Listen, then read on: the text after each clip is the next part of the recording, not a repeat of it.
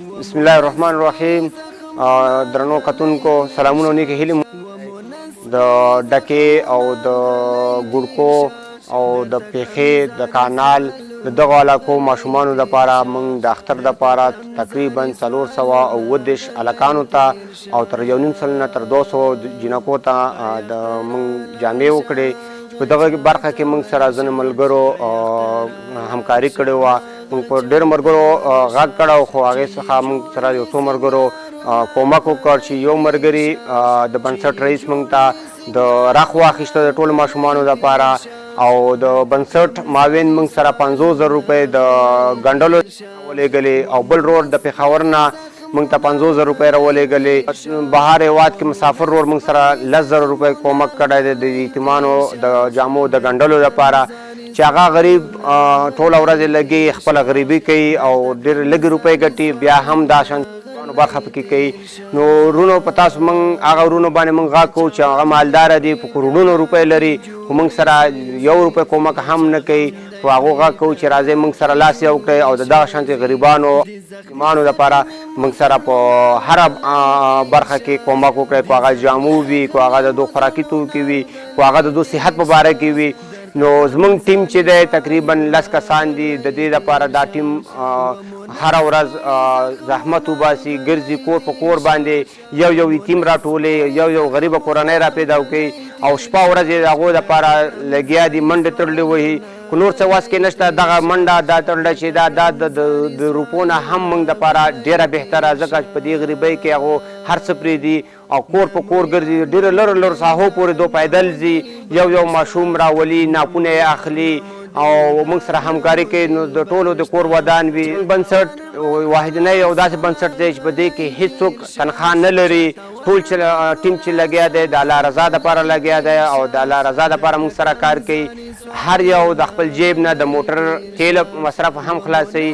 موږ نه په ستاسو په روپو باندې نه کیمرا اخلو نه مایک اخلو نه کوم نور وسایل اخلو نه تر کرایه نه خلاصو. ستاسو کومک موږ 100% د دغو یتیمانو ته ورسوو. نو راځئ موږ سره لاس یو کړئ موږ سره خپلې مرستې دوامداره وکړئ چې موږ د داسې ورسوو. ورونو دغه ماشومان چې تاسو ګورئ په دې کې یو کورنۍ هم سرپرست نه لري. ټول چې سرپرست چې یا بیخي زړه ښځه د کور سرپرستي غاړه لري یا بیخي سپینګیری او اکثریت پکې سرپرست نه. تاسو چې ګورئ دا څومره ماشومان چې ناست دي دومره څوک موږ سره نشته چې موږ خبرې وکړو او د دو احوال واخلو. نو دا ټول ماشومان دي د دو خبرو کولو وړتیا هم نه لري چې موږ سره خبرې وکړي. یو 2 مشران هم دي چې د دو هم د کور سرپرستان دي. موږ به د دو نه پوښتنه پکې وکړو. بچي مې خپل بچي دي او نور څوک د کور کې شته د کار روزګار؟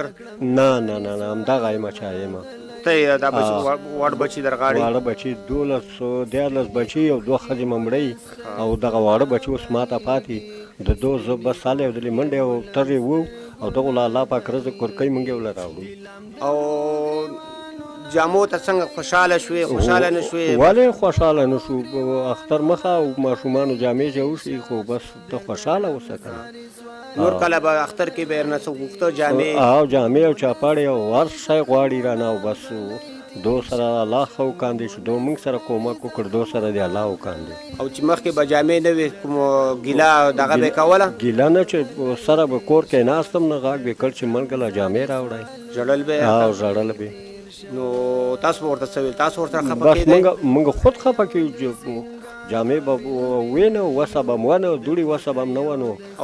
او دا روژه م څنګه تېره شوه؟ نن خو تقریبا 45مه روژه ده. بس روژه م داسې تېره شوه چې بس کله خوړلې او کله نه خوړلې.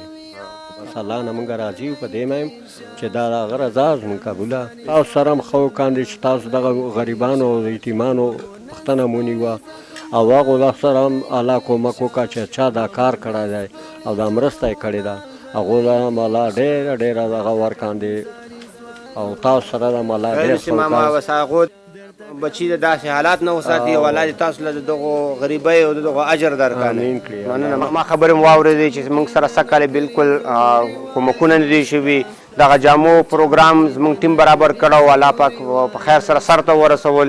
تاسو ولې دغه ماشومانو ته جامې په خیر سره ورسېدې او هغه مرګرو نه مننه کوو چې موږ سره په دې برخه کې نغدي کومک کړی، چا پکې الله رضا لپاره منډې وهلې دي، شپې ورځې ورته سبا کړي دي. ټول په دعاګانو کې یاد ساتئ، ویډیو شیر کړئ ډېره چې هغه مرګرو ته ورسېږي چې هغه د نیټ ته لاسرسی نه لري. تاسو هغو ته ویډیو وښیئ او ټولو ورونو څخه هیله کوو چې دا ویډیو شیر کړئ چې نورو مرګرو ته هم ورسېږي او کومکونه وکړي. مننه. وسلام. تکړم ځاني سوالونه غلی تیر شه، انقلاب د بارودو بدبوی دا، انقلاب د بارودو بدبوی دا. جنازه